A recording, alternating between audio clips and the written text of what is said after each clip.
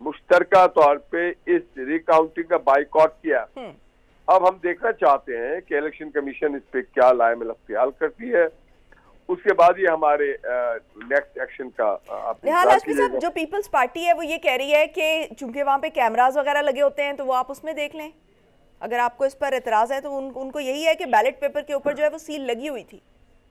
इन मासूमियत पे हम कुर्बान जाएं। कैमरा तो पाकिस्तान के हर पोलिंग स्टेशन और पोलिंग बूथ पे लगा हुआ है, कैमरा तो यहाँ पे हर शहर के नुक्कड़ कोने पे लगा हुआ है, मगर फिर भी इस पीपुल्स पार्टी के इस हुकूमत में इस शहर में लोगों को लूटा जा रहा है।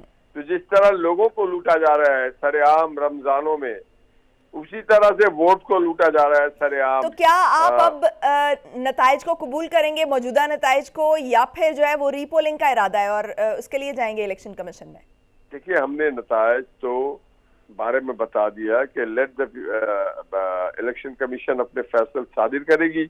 उसके बाद हमारे जो कैंडिडेट हैं और जो हमारे हाई अप्स हैं वो उसको देखेंगे। अगर हमने पहले दिन भी कहा था कि अगर फ्री एंड फेयर इलेक्शन में वोट को इज्जत दो, अगर जो भी जीता है हम उसको मुबारकबाद देंगे, मगर अगर वोट की ताजीम नहीं की जाती है, फ्री एंड फेयर इलेक्शन के प्रोसेस को डिरेल किया जाता है, तो हम उस पे अपना एहतजाज महफूज रखते हैं। निहाल हाशमी साहब, अभी जो 249 का मामला हुआ, इस पर मिफ्ताह इस्माइल ने कहा कि बैलेट पेपर्स को रेंजर्स की तहवील में दिया जाना चाहिए था, जिस पर बिलावल भुट्टो ने कहा कि आप फ़ौज को खुद मुदाखलत का कह रहे हैं और बाद में फ़ौज पर फिर इल्ज़ाम लगाते हैं, जिस पर मोहम्मद ज़ुबैर ने यह कबूल किया कि दैट वाज अ मिस्टेक, ये बात नहीं करनी चाहिए थी। बिलावल भुट्टो ठीक कह रहे हैं और ये मुतालबा गलत था। तो आप इस पर क्या कहेंगे, क्योंकि इस तरह के बयान पर तो आप अपने नैरेटिव की नफ़ी कर रहे हैं। देखिए जी, हम तो चाहते हैं कि फौज के जेरे निगरानी बॉर्डर दिया जाए, सिर्फ हिफाजत मुल्क की दिया जाए, और उन्होंने फौज का नहीं कहा था, उन्होंने गालिबन रेंजर्स का कहा था। शायद तो मैं समझता हूँ मिफ्ताह इस्माइल साहब के मुंह से निकला था रेंजर्स के हवाले से। जो भी कोई फौज को उसके काम से, अब आजकल देखे ना असद उमर साहब उनको कोरोना पे लेके गए, मैं समझता हूँ इससे फौज की पेशावराना सलाहियत बहुत ही कमजोर होती है और हमारी बॉर्डर भी सरहदी जो जिम्मेदारी वो भी कमजोर होती है। फौज को सिर्फ उसकी जिम्मेदारी तक रहना चाहिए, फौज को नहीं देना चाहिए। जो कोई भी उनके काम से हटा के उनको कोई और काम पे लगाता है वो नामुनासिब चीज है। सही। और अभी जो शहबाज शरीफ को जो है बाहर नहीं जाने दिया जा रहा, उस पर मैं जानना चाहूँगी कि वो शहजाद अकबर कह रहे हैं कि अदालत में उन्होंने गलत बयानी की है और मफरूर की गारंटी जो है वो कबूल नहीं है। तो इस पर आपका क्या जो है वो स्टैंस है?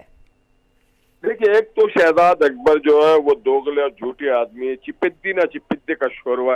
ये एक गैर सियासी आदमी कहाँ से टपक पड़ा, ये किसका एजेंट है?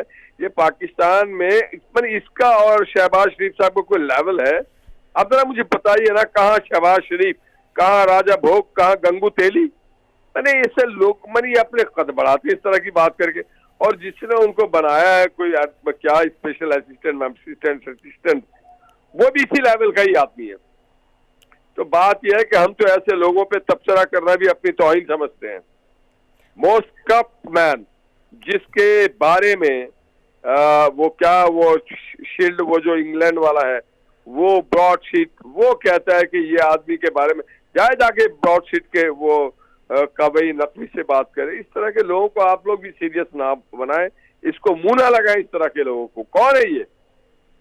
सही। निहाल हाशमी साहब, शहबाज शरीफ ने दरख्वास्त दायर की, उसके फ़ौरन बाद जो है वो 1-2 दिन के अंदर अंदर उनका जो है वो फ़ैसला आ जाता है। तो इतनी जल्द फ़ैसला आने पर जो आम आदमी है उसके जहन में ये सवाल तो उभरता है कि जो उनके केसेस हैं वो बरसों लटकते रहते हैं, मगर जो हुक्मरान तबका है उसके फ़ैसले जो हैं वो हंगामी बुनियादों पर उनकी सुनवाई भी हो जाती है और फैसले भी आ जाते हैं।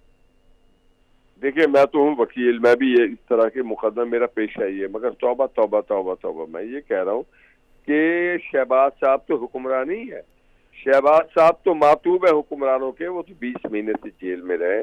अब जरा मुझे बताइए फिर कौन कैसे हो गया फैसला, ये आप तहकीक करके बताइए। आप पूछिए, जज साहब से पूछिए, आप हमसे और शहबाज साहब से ना पूछें। जो आदमी जेल में होगा वो चाहेगा अपना फैसला चाहना, और बहुत जल्दी फैसला नहीं हुआ अभी भी।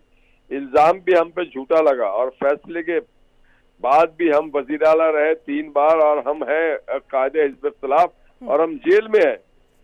तो मोहतरमा ये जो तबका कौन ये पूछता है कि आम आदमी, कोई आम आदमी नहीं पूछता, जो खास आदमी पूछता है इमरान खान वाले, उनसे पूछे, जाके पूछे कि किसने क्या मैंने क्या वजूहत है कि इतनी जल्दी बेल हो गई।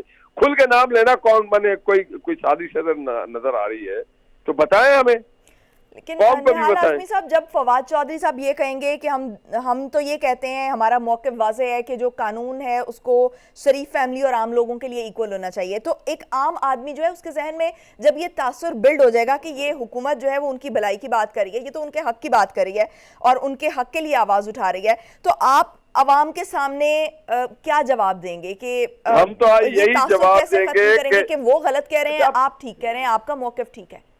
हम तो अवाम को यही जवाब देंगे कि हम आम आदमी से भी ज्यादा आम आदमी हैं, क्योंकि हम जेल में हैं, क्योंकि हम मासूम हैं, क्योंकि हमारे लोग अगर बीमार होते हैं तो उनको मरना पड़ता है बताने के लिए कि हम बीमार थे, क्योंकि हम वजीर आजम होते हुए भी हम अपने माँ के या बाप के जनाजों को कांधा नहीं दे सकते हैं, क्योंकि हमारे घर को बुलडोज किया जाता है, क्योंकि हमारे बैंक अकाउंट सारे सील कर दिया, क्योंकि हमारे बीवी, बच्चे, भतीजे, सारे जितने रिश्तेदार हैं सबको जेल में डाला जाता है, अजियत दी जाती है और टॉर्चर किया जाता है और सॉलिटरी कन्फाइनमेंट। उसके बावजूद अगर अदालतें समझती हैं, अदालत का कोई हिस्सा समझता है कि हम पे जुल्म किया गया, हम पे ज्यादती की और वो हमें बेल दे देता है, तो जाकर के फवाद चौधरी साहब उन अदालती निज़ाम से जाके बात करें, जाकर के उन जज साहब से, वो तो हुकूमत है। फवाद चौधरी तो और फिर माही गए इस बात के बहुत बड़े चैंपियन, वो जब चाहते हैं खलाबाजियां खाते हैं तो उसको बोले ना जाकर के वो या तो कानून साजी करवाए या वो जाके पूछे, बाइख्तियार है, फवाद चौधरी तो चांद निकाल लेता है। अच्छा, जो शहबाज शरीफ की वतन वापसी पे आते हैं ना, तो उस पर उनका जो मौक़िफ़ है उस पर मैं आपका सेंस लेना चाहूंगी कि वो कह रहे हैं कि उनकी गारंटी पर कैसे जो है वो भरोसा किया जा सकता है, जबकि वो ये एश्योरेंस अपने भाई के लिए नहीं दे पाए, नवाज शरीफ के लिए नहीं दे पाए, और वो भी जो मेडिकल ग्राउंड्स पर गए थे लेकिन वापस नहीं आए।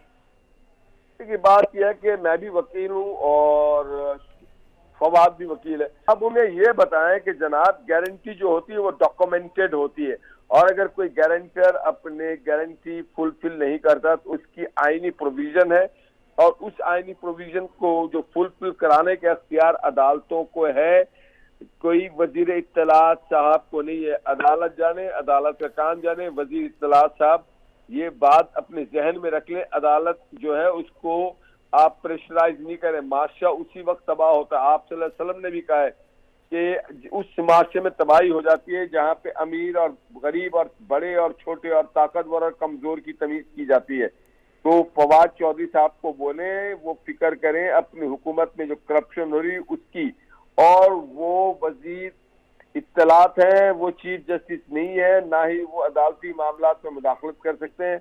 अदालत और हर जज इंडिपेंडेंट है, एक तो अदालत इंडिपेंडेंट है और हर जज अपने तहरीर, अपनी जजमेंट के खुद अथॉरिटी और मास्टर है।